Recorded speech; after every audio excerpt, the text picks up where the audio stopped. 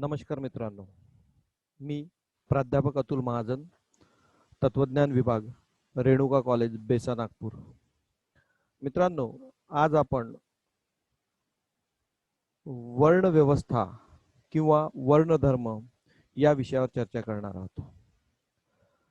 माझ्या माहितीप्रमाणे प्राचीन काळाची वर्णव्यवस्था ही सर्वांनाच परिचित आहे. वर्णव्यवस्थेचा मुख्य उद्देश समाज सुव्यवस्थित, सुसंघटित राहावा आणि एक आदर्श समाज निर्माण व्हावा या दृष्टीने वर्णव्यवस्था निर्माण करण्यात आलेली होती. वर्ण या शब्दाचे अनेक अर्थ आहेत, ते आपण पुढे बघूच. परंतु वर्णव्यवस्थेबद्दल सांगायचे झाल्यास एकूण 4 वर्ण या व्यवस्थेमध्ये अंतर्भूत होते. ते आहेत ब्राह्मण, क्षत्रिय, वैश्य आणि शूद्र. तर नेमकं या 4ही वर्णाची कुठली कुठली कर्तव्य होती याचा सविस्तर विचार आपण या व्हिडिओमध्ये करणार आहोत. तर आज आपण जे बघणार आहोत ते आहेत भारतीय नीतिशास्त्रातील वर्ण व्यवस्था. सर्वात आधी वर्ण व्यवस्था बघण्याआधी आपण स्वधर्म म्हणजे काय याचं एक संक्षिप्त विवेचन बघू. स्वधर्म म्हणजे स्वतःचा धर्म, म्हणजेच वर्णाश्रम धर्म. प्रत्येक वर्ण जाती हे विशिष्ट कर्तव्य बजावायला हवी आणि ही कर्तव्य म्हणजेच त्या वर्ण जातीच्या सदस्यांचा स्वधर्म. स्वधर्मामध्ये वर्णव्यवस्था आणि आश्रम व्यवस्थेचा विचार करण्यात आलेला आहे. ओके, आता ही जी स्वधर्माची स्वधर्माचे हे जे विवेचन आहे, हे विवेचन मनुच्या काळातील आहे की वर्ण म्हणजे काय, स्वधर्म म्हणजे काय, तर स्वतःचा धर्म.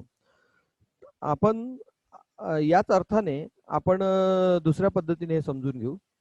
स्वधर्म म्हणजे माझा स्वतःचा धर्म.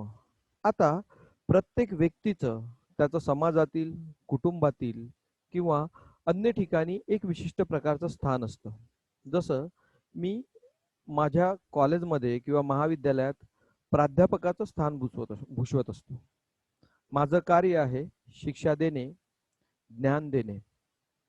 जर मी माझे हे कार्य व्यवस्थितपणे करत असेल आणि माझ्या या कार्यात इतर कोणाचा हस्तक्षेप होत नसेल, तर माझं हे जे कार्य आहे हे माझं कार्य स्वधर्म आहे किंवा स्वतःचं कर्तव्य आहे. पण एखादा विद्यार्थी जर माझे कर्तव्य पार पाडत असेल तर मात्र तो आपल्या स्वधर्माचं म्हणजेच विद्यार्थी धर्माचं पालन करत नाही असं आपल्याला दिसतं. तसंच कुटुंबामध्ये एका व्यक्तीचे वेगवेगळे स्थान असतात. तो कुणाचा भाऊ असतो, कुणाचा पती असतो, कुणाचा मुलगा असतो, बरोबर आहे, तर कुणाचा काका असतो. तर भावाची कर्तव्य काय आहेत, मुलाची कर्तव्य काय आहेत, पतीची कर्तव्य काय आहेत आणि काकाची कर्तव्य काय आहेत. आणि ही जी कर्तव्य असेल, ही कर्तव्य जर तो निष्ठेने पालन करत असेल तर आपण त्या व्यक्तीची ती स्वधर्म आहेत असं म्हणू. त्याचप्रमाणे मनुच्या काळात स्वधर्म या शब्दाचा अर्थ असा सांगण्यात येतो की वर्णानुसार तुम्हाला जी कर्तव्य, विशिष्ट कर्तव्य बजावलेली आहेत किंवा प्राप्त झालेली आहेत, त्या कर्तव्याचे पालन करणे म्हणजे स्वधर्म. तसेच आश्रम व्यवस्थेमध्ये 4 प्रकारचे आश्रम आपल्याला दिसून येतात. ब्रह्मचर्य आश्रम, गृहस्थाश्रम, वानप्रस्थाश्रम आणि संन्यासाश्रम. तर प्रत्येक आश्रमातील व्यक्तीची कर्तव्य ही भिन्न भिन्न असतात आणि प्रत्येक आश्रमातील व्यक्ती जर आपापल्या कर्तव्य पूर्णपणे संपादन करत असेल तर तो त्याचा स्वधर्म आहे. जसं संन्यास आश्रमातील व्यक्ती गृहस्थ आश्रमात येऊन कर्तव्य बजावू शकत नाही किंवा ब्रह्मचर्य आश्रमातील व्यक्ती गृहस्थ आश्रमाची कर्तव्य बजावू शकत नाही. प्रत्येक आश्रमाची आपली एक विशिष्ट कर्तव्य होती आणि ही विशिष्ट कर्तव्य बजावणे म्हणजे स्वधर्म आहे. तर स्वधर्माचा अर्थ तुम्हाला समजला असेलच असं मी गृहीत धरतो. आता स्वधर्मामध्ये 2 प्रकारच्या व्यवस्था येतात. एक आहे वर्ण व्यवस्था आणि दुसरा आश्रम व्यवस्था. आज आपण वर्ण व्यवस्थेविषयी अध्ययन करणार आहोत. वर्ण व्यवस्था हिंदू समाजाच्या नैतिक नियमानुसार आणि मनुच्या काळात समाज सुव्यवस्थित आणि सुरळीत राहावा यासाठी समाज 4 वर्णात विभागला गेला होता. म्हणजेच वर्णव्यवस्थेचा मुख्य उद्देश काय होता? समाजाचं सुव्यवस्थापन आणि सुरळीतपणा. म्हणजेच समाज सुव्यवस्थित चालायला पाहिजे, तो सुरळीत राहायला पाहिजे आणि म्हणून समाजाचं 4 भागात विभाजन करण्यात आलेलं होतं आणि हे 4 भाग म्हणजे ब्राह्मण, क्षत्रिय, वैश्य आणि शूद्र होय. यालाच वर्णव्यवस्था असं म्हणतात. वर्णव्यवस्थेत कर्माला म्हणजेच कृतीला किंवा कार्याला महत्त्वपूर्ण स्थान आहे. प्रत्येक वर्णाची आपली विशिष्ट अशी कर्तव्य आहेत, ते आपण पुढे बघणारच आहोत. आता वर्ण शब्दाच्या उत्पत्तीबद्दल आपण चर्चा करू. वर्ण शब्दाची भिन्न भिन्न अर्थ सांगण्यात आलेले आहेत. वर्ण शब्द संस्कृतातील वृत्तवर्ण या धातूपासून निर्माण झाला असून त्याचा अर्थ निवड करणे असा होतो. म्हणजे ज्या कर्माची किंवा कृतीची आपण निवड केलेली आहे त्याला वर्ण असे म्हणतात.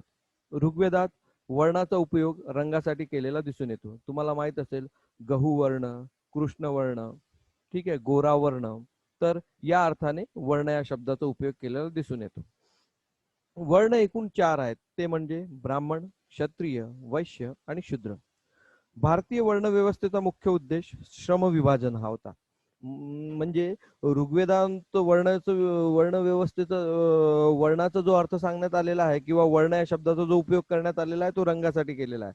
काळा रंग, गोरा रंग, सावळा रंग या उद्देशाने.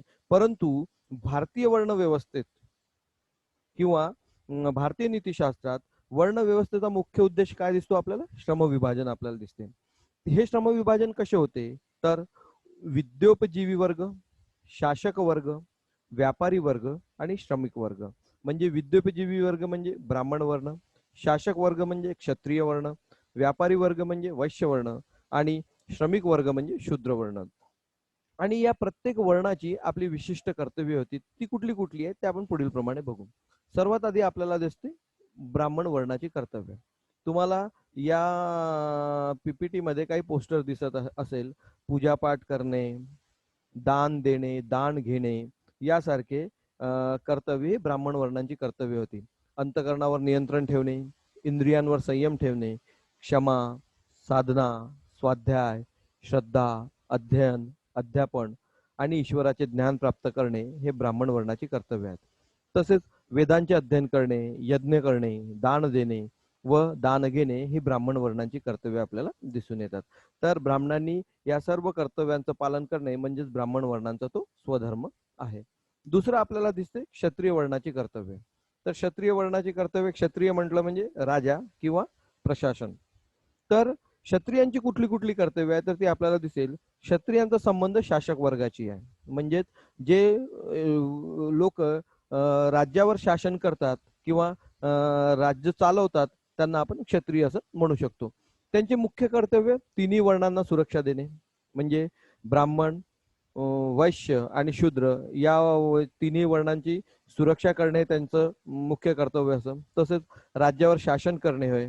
तसेच प्रजेचे रक्षण करणे, ब्राह्मणांना दान देणे, वेदांचा अभ्यास करणे आणि भोग विलासांपासून दूर राहणे ही क्षत्रियांची मुख्य कर्तव्य होती.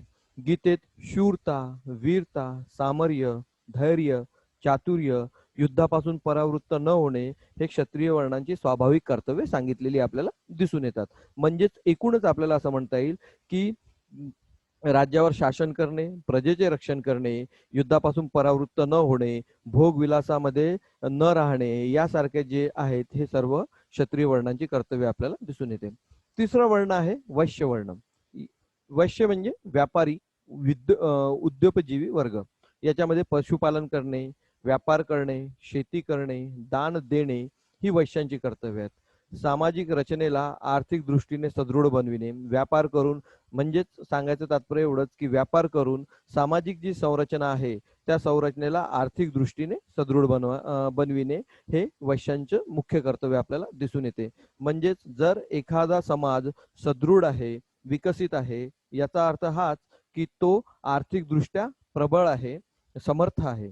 त्याचप्रमाणे आयात निर्यात करणे, सत्य व्यवहार करणे ही वैश्यांची प्रमुख कर्तव्य आपल्याला दिसून येतात.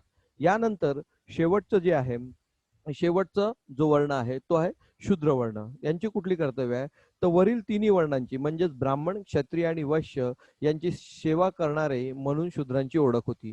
तर तिन्ही वर्णांची सेवा करणे हे शूद्रांचे मुख्य कर्तव्य आपल्याला दिसून येतात. अशा प्रकारे प्राचीन काळी वर्ण व्यवस्थेचा विस्तृत विचार किंवा वर्ण व्यवस्थेचा विचार केलेला आपल्याला दिसून येतो आणि त्याचा मुख्य उद्देश काय होता तर समाज सुव्यवस्थित आणि सुरळीत राहायला पाहिजे.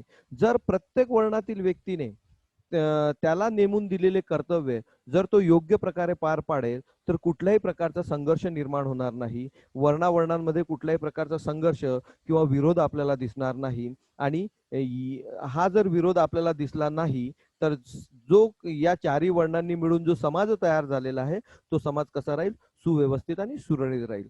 परंतु या ठिकाणी इथे बोलावं असं वाटतं की वर्ण व्यवस्थेचं कालांतराने रूपांतरण जाती व्यवस्थेत झालेलं आपल्याला दिसून येते.